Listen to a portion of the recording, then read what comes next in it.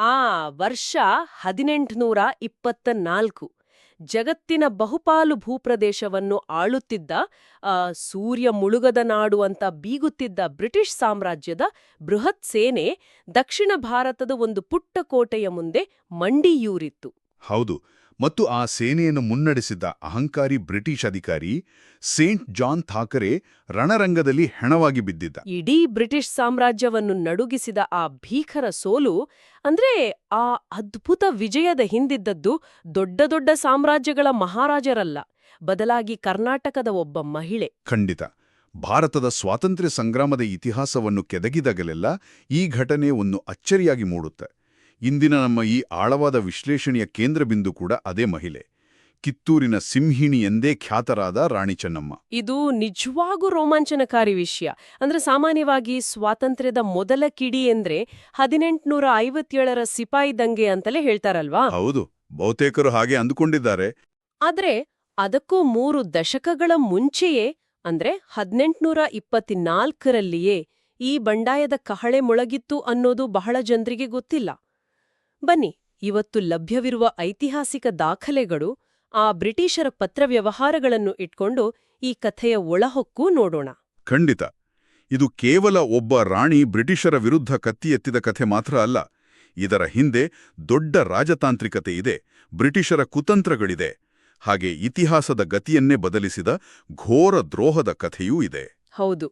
ಈ ಹೋರಾಟದ ಮೂಲವನ್ನು ಹುಡುಕೊಂಡು ಹೋದ್ರೆ ನಾವು ಮೊದಲು ಬೆಳಗಾವಿ ಸಮೀಪದ ಕಾಕತಿ ಎಂಬ ಪುಟ್ಟ ಗ್ರಾಮಕ್ಕೆ ಹೋಗ್ಬೇಕಾಗತ್ತೆ. 1778ರಲ್ಲಿ ಜನಿಸಿದ ಚೆನ್ನಮ್ಮನ ಬಾಲ್ಯದ ದಿನಗಳು, ಆ ದಿನಗಳು ನಿಜಕ್ಕೂ ಅಸಾಮಾನ್ಯವಾಗಿದ್ದವು. ಅದೇ ನನಗೆ ಆಶ್ಚರ್ಯ ಆಗೋದು ಅದೇ. ಆ ಕಾಲದಲ್ಲಿ ರಾಜಮನೆತನದ ಹೆಣ್ಮಕ್ಳಂದ್ರೆ ಅರಮನೆಯ ಒಳಗೆ ಆಭರಣ ಹಾಕ್ಕೊಂಡಿರ್ತಾ ಇದ್ರು. ಆದ್ರೆ ಚೆನ್ನಮ್ಮನ ದಿನಚರಿಯೇ ಸಂಪೂರ್ಣ ಭಿನ್ನವಾಗಿತ್ತು. ನಿಜ. ಕುದುರೆ ಸವಾರಿ, ಕತ್ತಿ ವರಸೆ, ಬಿಲ್ಲುಗಾರಿಕೆಯಂತಹ ಕಠಿಣ ಸಮರಕಲೆಗಳನ್ನು ಆಕೆ ಕಲಿಯುತ್ತಿದ್ದಳು. ಇಲ್ಲಿ ನನಗೆ ಕಾಡುವ ಪ್ರಶ್ನೆ ಏನಂದ್ರೆ, 18ನೇ ಶತಮಾನದ ಕೊನೆಯ ಭಾಗದಲ್ಲಿ ಒಬ್ಬ ಹೆಣ್ಣು ಮಗುವಿಗೆ ಇಷ್ಟೊಂದು ತೀವ್ರವಾದ ಸೇನಾ ತರಬೇತಿಯನ್ನು ಕೊಡುವ ಅಗತ್ಯವಾದರೂ ಏನಿತ್ತು? ಆ ತರಬೇತಿ ಹಿಂದಿನ ಕಾರಣ ಅರ್ಥ ಆಗ್ಬೇಕು ಅಂದ್ರೆ ನಾವು ಆ ಕಾಲದ ರಾಜಕೀಯ ಅಸ್ಥಿರತೆಯನ್ನು ನೋಡಬೇಕು.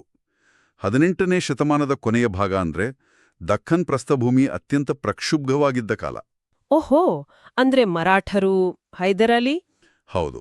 ಒಂದು ಕಡೆ ಮರಾಠರ ಪ್ರಾಬಲ್ಯ, ಇನ್ನೊಂದು ಕಡೆ ಟಿಪ್ಪುವಿನ ಸಾಮ್ರಾಜ್ಯ ವಿಸ್ತರಣೆ, ಮತ್ತೊಂದು ಕಡೆ ಮೆಲ್ಲನೆ ಬೇರೂರುತ್ತಿದ್ದ ಬ್ರಿಟಿಷರು, ಜೊತೆಗೆ ನಿಜಾಮರ ಉಪಟಳ. ದಿನ ಬೆಳಗಾದ್ರೆ ಯುದ್ಧಗಳು ನಡೀತಾ ಇತ್ತು. ಅರೆ, ಅಂಥ ವಾತಾವರಣದಲ್ಲಿ ಕಾಕತಿಯಂಥ ಮನೆತನಗಳು ಸದಾ ಎಚ್ಚರದಿಂದ ಇರ್ಬೇಕಿತ್ತಲ್ವಾ? 100ಕ್ಕೆ 100 ನಿಜ.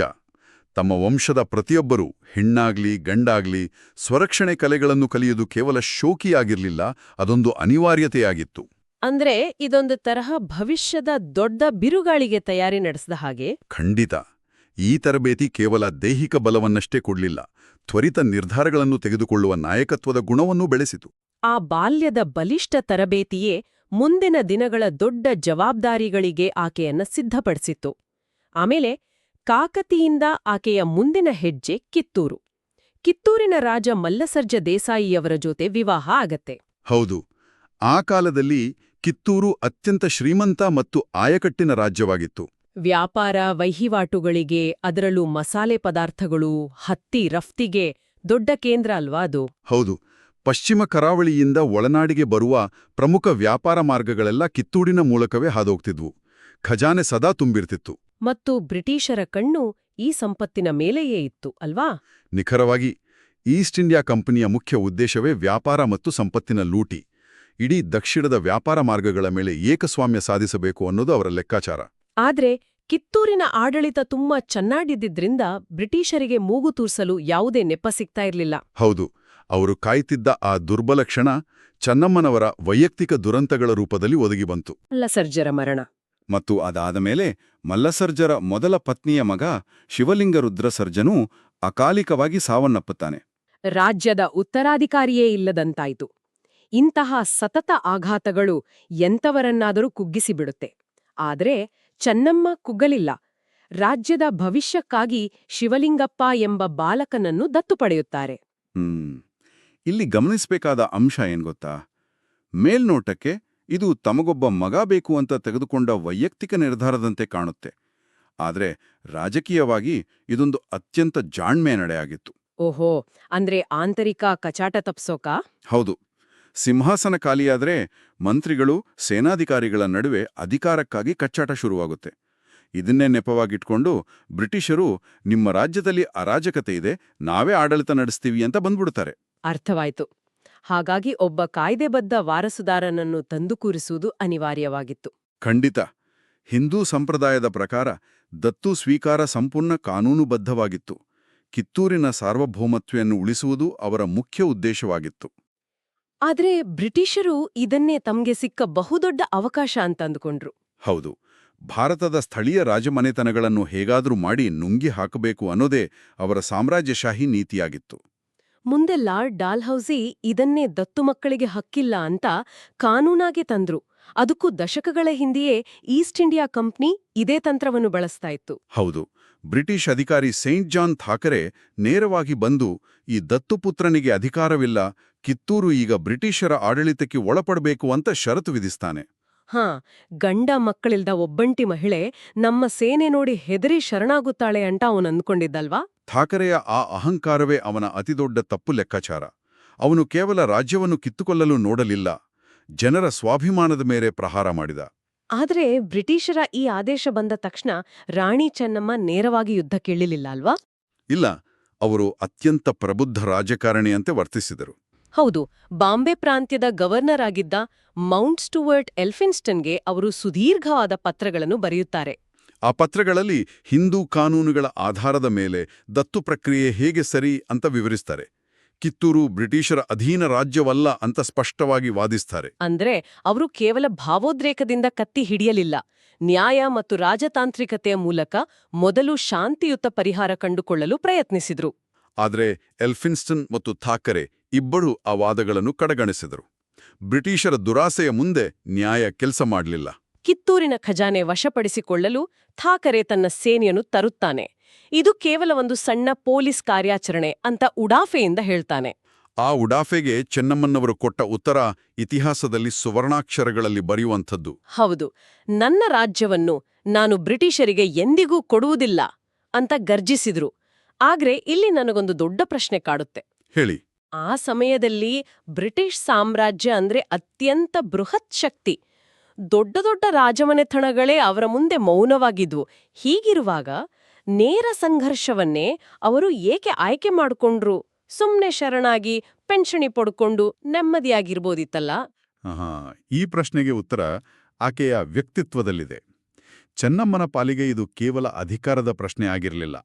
ಇದು ಧರ್ಮ, ನ್ಯಾಯ ಮತ್ತು ಸಾರ್ವಭೌಮತ್ವದ ಪ್ರಶ್ನೆ. ಅಂದ್ರೆ ಶರಣಾಗತಿ ಎಂದ್ರೆ ತನ್ನ ಪ್ರಜೆಗಳನ್ನು ಗುಲಾಮಗಿರಿಗೆ ದೂಡಿದಂತೆ ಅಂತನ? ಖಂಡಿತ. ಪಿಂಚಣಿ ಪಡೆದು ಬದುಕುವುದು ಅವರ ದೃಷ್ಟಿಯಲ್ಲಿ ಜೀವಂತ ಶವವಾಗಿ ಬದುಕಿದಂತೆ.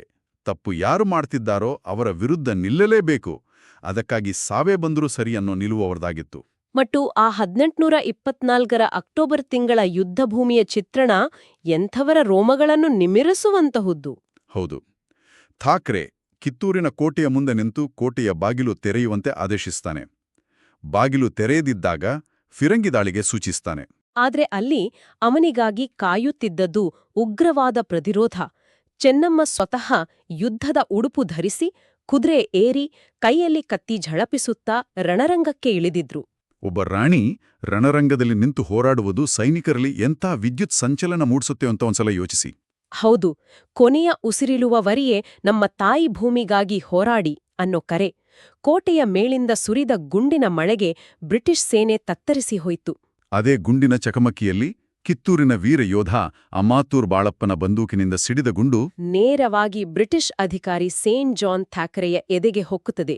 ಅವನು ರಣರಂಗದಲ್ಲಿ ಹೆಣವಾಗಿ ಬೀಳುತ್ತಾನೆ.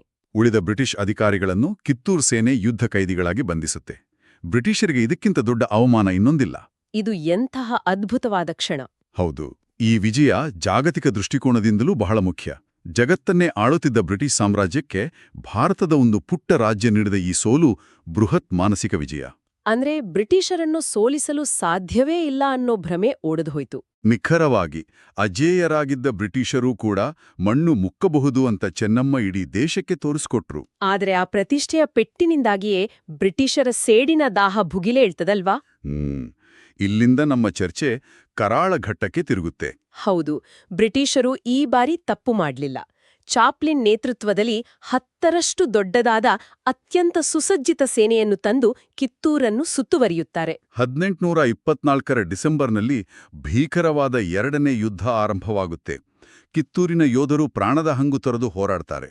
ಬ್ರಿಟಿಷರ ಬೃಹತ್ ಫಿರಂಗಿ ದಾಳಿಯ ಹೊರತಾಗಿಯೂ ಕಿತ್ತೂರಿನ ಕೋಟೆ ಸುಲಭವಾಗಿ ಮಣಿಯುವುದಿಲ್ಲ. ಆದರೆ ಅನ್ನೋದೇ ಇತಿಹಾಸದ ದೊಡ್ಡ ದುರಂತ. ಕಿತ್ತೂರಿನ ಸೇನೆ ಸೋತದ್ದು ಶತ್ರುಗಳ ಬಲದಿಂದಲ್ಲ, ನಮ್ಮವರೇ ಆದ ಕೆಲವು ದೇಶದ್ರೋಹಿಗಳ ಒಳಸಂಚಿನಿಂದ. ಹೌದು, ಮಲ್ಲಪ್ಪ ಶೆಟ್ಟಿ ಮತ್ತು ವೆಂಕಟರಾವ್ ಎಂಬ ದ್ರೋಹಿಗಳು. ಈ ದ್ರೋಹದ ವಿವರಣೆ ಕೇಳಿದ್ರೆ ಎದೆಗುಂದುತ್ತೆ.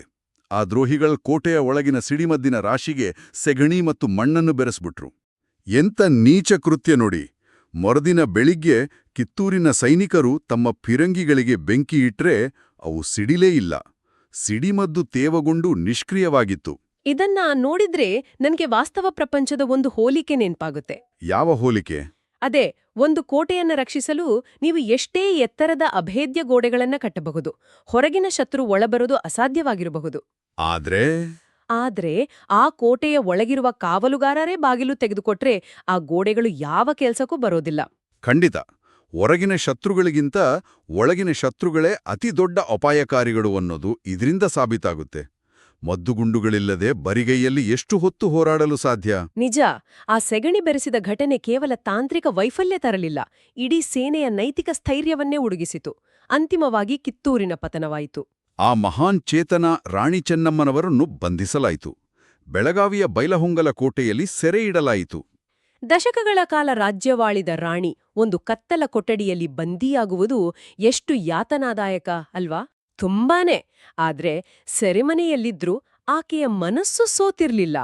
ಕೋಟೆಯ ಗೋಡೆಗಳು ಅವಳ ದೇಹವನ್ನು ಬಂಧಿಸಿದವೆ ಹೊರತು ಆಕೆಯ ಅಜೇಯ ಮನೋಭಾವವನ್ನಲ್ಲ. ಖಂಡಿತ. ಅವರು ತಮ್ಮ ನಂಬಿಕಿಸ್ತ ಬಂಟ ಕ್ರಾಂತಿವೀರ ಸಂಗೊಳ್ಳಿ ರಾಯಣ್ಣನ ಗೆರಿಲ್ಲಾ ಹೋರಾಟದ ಯಶಸ್ಸಿಗಾಗಿ ಕಾಯ್ತಿದ್ರು. ರಾಯಣ್ಣನ ಹೋರಾಟ ಆಕೆಗೆ ಭರವಸೆಯ ಬೆಳಕಾಗಿತ್ತು. ದುರದೃಷ್ಟವಶಾತ್ 1829ರಲ್ಲಿ ಬೈಲಹೊಂಗಲದ ಅದೇ ಬಂಧನದಲ್ಲಿ ರಾಣಿ ಚೆನ್ನಮ್ಮನವರು ತಮ್ಮ ಕೊನೆ ಉಸಿರೆಳೆದರು. ಹೌದು, ಭೌತಿಕ ದೇಹ ಮಣ್ಣಾದರೂ ಅವರು ಬಿಟ್ಟು ಹೋದ ಆದರ್ಶಗಳು ಎಂದಿಗೂ ಸಾಯಲಿಲ್ಲ.